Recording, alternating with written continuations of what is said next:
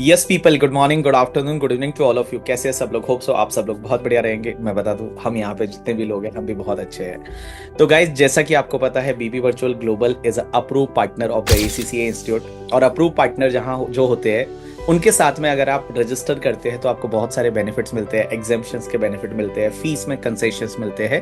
तो उससे रिलेटेड जो भी आपको इंक्वायरी चाहिए वो आप हमारी वेबसाइट पे लॉगिन कर सकते हैं, और जो नंबर दे रखा है उस नंबर पे आप कॉल करके और तसल्ली से बात कर सकते हैं। तो गाइज, जैसे कि आपको पता है कि BB virtual global is already launch the skill and professional level, और अभी लास्ट लेवल जो बचा था that is the knowledge level. And now we are going to start with the knowledge level. And guys, knowledge level में जो subjects है, FA और MA दोनों अकाउंट्स पार्ट वाले सब्जेक्ट है, वो आपको शोभित सर पढ़ाने वाले हैं। एंड जो बीटी वाला सब्जेक्ट है वो आपको मनीषा मैम पढ़ाने वाली है। एंड जैसा कि हम हमेशा प्रॉमिस करते हैं कि एसीसीए के लिए या सीएफए के लिए या सीए के लिए जो भी बीबी वर्चुअल्स में जो फैकल्टीज ऑनबोर्ड होती है वो अपने आप में बहुत ही ज्यादा क्वालिफाइड है। उसके साथ साथ में उनको टीचिंग एक्सपीरियंस बहुत ज्यादा है। एंड उसके साथ साथ में they are into the whole time teaching only. और आपने ये नोटिस किया होगा कि जो टीचर होल टाइम टीचिंग में है, और कभी कभी आपने देखा होगा कुछ टीचर होते हैं जो पार्ट टाइम टीचिंग में they are working somewhere and थोड़ा सा टाइम टीचिंग को देते हैं, तो वो टीचिंग के साथ मुझे ये लगता है कि कभी भी जस्टिफाइड नहीं होता, बिकॉज टीचिंग इज अपने आप में एक होल टाइम प्रोफेशन होता है। इसके बारे में और ज्यादा मैं विशाल सर से बोलूंगा। विशाल सर आपको गाइड करेंगे। Okay, thank you sir. So जैसा बच्चों आप लोगों को पता है कि हमने अभी स्किल और प्रोफेशनल लेवल लॉन्च किया है, जैसे बीबी सर ने बताया आपको। अब हम लोग लॉन्च कर रहे हैं नॉलेज लेवल। एंड जो मैंने लास्ट में स्किल और प्रोफेशनल लेवल लॉन्च किया था उसमें हमने को बहुत अच्छा रिस्पांस मिला बच्चों का। बच्चों ने बहुत प्यार दिया, 250 से प्लस इनरोलमेंट्स हमें मिले हैं। And we expect the same response in knowledge level as well from you guys. Okay, teacher जो है शोभित सर, एफए और MA, he is qualified chartered accountant, CMA, और क्या बताऊं उनके बारे में। एंड मनीषा मैम तो खुद इतना 6 साल से ऊपर का एक टीचिंग एक्सपीरियंस है उनका। तो I will hand over this thing to Subhit sir. आप बताओ आपका क्या एक्सपीरियंस है, आप क्या बच्चों को देने वाले हो, क्या नया एक्सपीरियंस मिलेगा बच्चों को एफएमए में। And then will discuss with Manisha ma'am. Hello sir, thank you. First of all, हम जो स्टार्ट कर रहे हैं वो है F N M A for knowledge level of ACCA. So what we are going different with our batch, that we are giving the colourful notes along with question bank.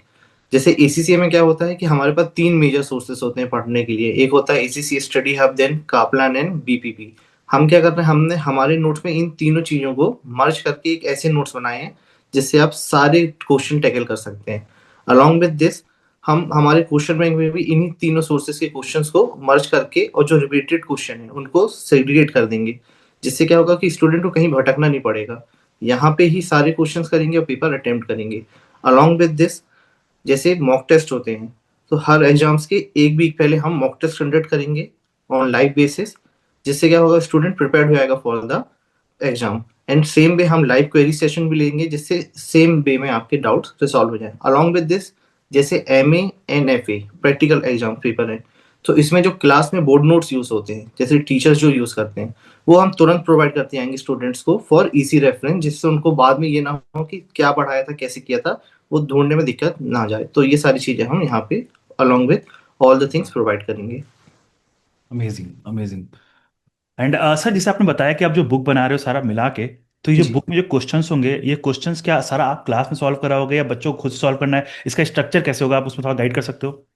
60% question live class में solve होंगे, then okay. 40% is for homework, जिससे student को ये तो रहे कि उन्हें कहाँ दिक्कत जाती है वो पता रहे, जिससे सो दैट वो क्वेरीज में वो चीजें पूछ लें, जिससे उनको ये रहेगा कि जो टिपिकल पॉइंट्स है उसको वो हाईलाइट कर लेंगे। Got it, got it, wonderful, wonderful, wonderful. So now moving on to Manisha ma'am, आप बताओ अपने पेपर के बारे में, business and technology. Thank you so much, Vishal sir, for the wonderful introduction. Hello students, मेरा नाम है CA Manisha Tejwani Kabra and I'm going to take the subject जिसका नाम है Business and Technology. Now see, this subject is all about understanding the business, and over a period of time now we have AI all around us, right? So how this technology is leaving major footprints on this particular subject. इस subject में हम यही सब पढ़ने वाले हैं। तो देखो, जब पढ़ेंगे तब पढ़ेंगे, बट अभी के लिए let me just bring some important points in front of you. जैसे कि बच्चे कहते हैं मैम थ्योरी बेस्ड सब्जेक्ट है। The major setback with the theory based subject is, ma'am क्या हमें मगअप करने की जरूरत है? Which is the basic ideology of all the students with any theoretical subject. So I will say there are very three important factors जिसका हम during the classes end of the classes अगर ध्यान रखेंगे तो this subject will give you a good amount of coverage, understanding end of course marks, right?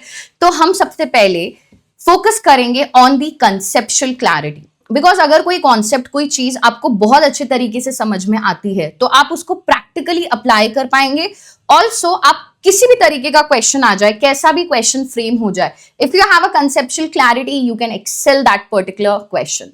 The second important factor which is my forte and that is the हम करेंगे cumulative revision. Now what do we mean by cumulative revision? देखो cumulative revision का एक सीधा सा मतलब होता है बेटा, जिसका ये ब्रिजिंग करने का काम है। नाउ मैं समझाती हूँ आपको एक एग्जांपल देके। से फॉर एग्जांपल आज हमने एक टॉपिक पढ़ा, नेक्स्ट दिन जब हम मिल रहे हैं so we will be bridging that gap will be bridged by cumulatively revising what we have done in the prior session। उसको रिवाइज किए करे बिना बॉस हमारी गाड़ी आगे नहीं बढ़ने वाली है। And the very important third point is the practice. See practice practice practice is the key to success. अगर हमने हमारे कंसेप्ट्स को प्रैक्टिस नहीं करा तो फिर देखो कुछ भी हमें रिजल्ट मिलने वाला नहीं है। सो बोला जाता है ना, practice makes a man perfect, तो वो यहाँ पर भी बहुत अच्छे तरीके से अप्लाई होता है। तो मैं आपको प्रोवाइड करूंगी मेरे कलरफुल नोट्स जो मैंने प्रिपेयर करे हैं with all the 3 areas which are available in the market. I am talking about ACCA official area, I am talking about the Kaplan material and also BPP, right? तो इसका summation आपको मेरे notes में देखने को मिलेगा so that you do not miss out any important concept. At the same time मैं आपको प्रैक्टिस क्वेश्चन बैंक दूंगी जहां पर हम ड्यूरिंग द क्लासेस क्वेश्चंस को प्रैक्टिस करेंगे। सो मेजरली मान के चलो कि 60% हम क्लासेस में करेंगे and 40% will be there for your homework activity. तो सर हम इस तरीके से सब्जेक्ट को कवर करने वाले हैं। So see you all in the classes. Yes, so thanks a lot to the Shobhit sir and Manisha ma'am, और आप लोगों को नॉलेज लेवल पे सच में नॉलेज बढ़िया वाला मिलने वाला है।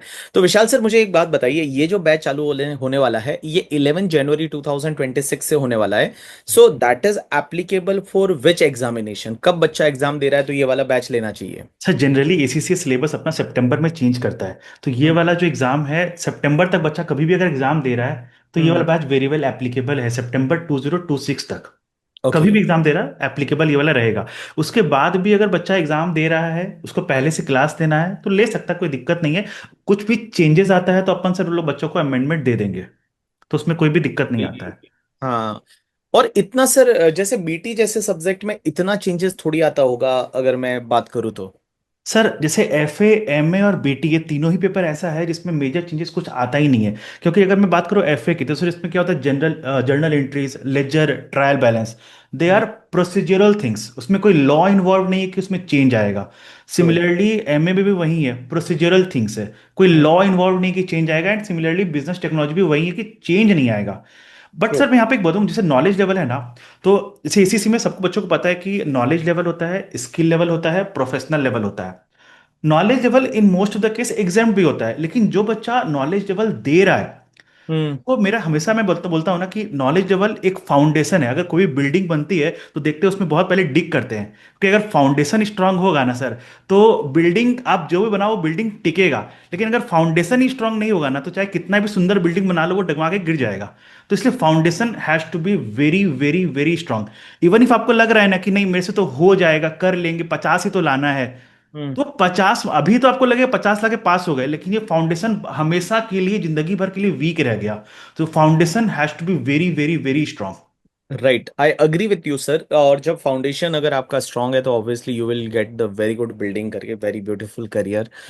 तो लाइक और ये नॉलेज लेवल सर जिनका 12th का एग्जाम हो चुका है वो लोग दे सकते हैं, राइट? दे सकते हैं, राइट राइट राइट राइट। तो जिनका 12th का एग्जाम होने के बाद वो कभी भी उनका रिजल्ट आने के बाद ही दे सकते हैं या रिजल्ट से पहले दे सकते हैं? रिजल्ट के बाद दे सकते हैं सर।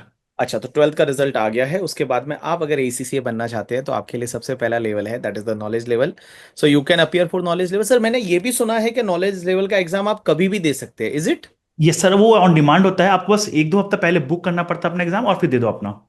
कोई यस। ऐसे होता है ना कि ACC एग्जाम साल में 4 बार हो रहे हैं, लेकिन हाँ। उसको आपको मार्च के लिए वेट नहीं करना है। आपको लग रहा है आपकी तैयारी हो गई है, आप नेक्स्ट वीक के लिए एग्जाम बुक कर लो, अपने एग्जाम दे दो आप। अच्छा, और इसमें जो तीनों पेपर है that is FA BT and MA, ये तीनों एक साथ में ही क्लियर करने हैं या बच्चा लाइक 1 by 1 भी क्लियर कर सकता है इन द नॉलेज लेवल? कर सकता है एक साथ भी, लेकिन जैसे अब मैंने बोला कि ऑन डिमांड होता है सर, ठीक है। तो मेरा हमेशा रिकमेंडेशन आता है कि पहले एक पेपर लो, एफए उठाओ, ठीक है, FA is a base, FA उठाओ, उसको अच्छे से टाइम दो, पहले उसको क्लियर करो, एक पेपर को अच्छे से पढ़ो, फिर एमए उठाओ, उसको पढ़ो, फिर बीटी उठाओ, फिर पढ़ो। अब अगर कोई बच्चा होगा ना बोलेगा मैं तीनों एक साथ ही पढ़ूंगा बैठ के, तो अब चैलेंज क्या होगा, दिन में तो टाइम तो उसके पास 12 घंटा ही पढ़ पाएगा इफेक्टिवली, तो चार चार चार, लेकिन एग्जाम तो अलग अलग ही करके देगा, वो तो एक साथ दे ही नहीं सकता उसको। तो राइट। रैदर देन आप स्पेंड कर रहे हो लंबा आवर्स पढ़ते हुए 3 पेपर, एक काम करो ना, उसको डिवाइड कर दो, पहले एफए पूरा कंप्लीट कर लो, एग्जाम दे दो, एमए कंप्लीट कर लो, एग्जाम दे दो, बीटी कंप्लीट कर लो, एग्जाम दे दो। Okay, very good, nice, that is the fantastic thing. अगर मैं बात करूँ एसीसीए की, कि आप जैसे जैसे पढ़ते जाओ और एग्जाम देते जाओ, फटाफट क्लियर कर दो, और रिजल्ट भी जैसा कि आप देखोगे बहुत अच्छा रहता है एसीसीए का।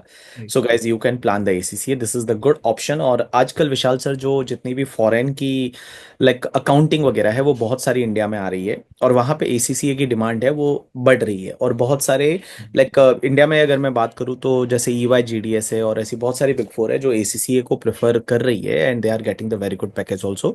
सो if you are thinking to do one ऐसा कोर्स जहाँ पे आपको स्टेबिलिटी मिले, उसके साथ साथ में आपको बहुत अच्छा जो जॉब मिल पाए, तो ACCA is one of the best option for you.